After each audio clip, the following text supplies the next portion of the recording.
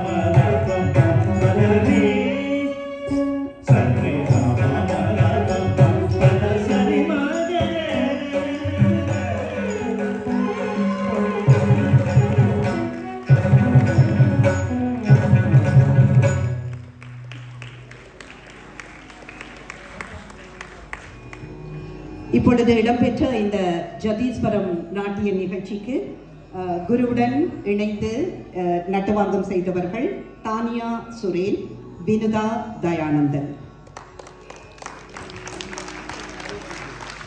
குரு சுஜாதா எப்பொழுதுமே தன்னுடைய மாணவர்களை ஊக்குவிப்பது வழக்கம். அந்த வகையில் அவர்களுக்கான அந்த நட்டுவாங்கத்தை பழக்கும் பொழுது இப்படியான ஒரு மேடையில் ஒரு சபையோருக்கு முன்னிலையில் அவர்கள் அதை செய்வது அவர்களுடைய வளர்ச்சிக்கு அது உதவும் என்ற நம்பிக்கையில் நான் நினைக்கின்றேன் கடந்த 2-3 அரங்கேற்றங்களில் அவர் அப்படி ஆரம்பித்திருக்கின்றார். அது ஒரு வளர்ச்சிக்கான ஒரு படி என்று நாங்கள் நினைக்கின்றோம். குருவுக்கும் எங்களுடைய வாழ்த்துக்களை தெரிவித்துக் கொள்கின்றோம்.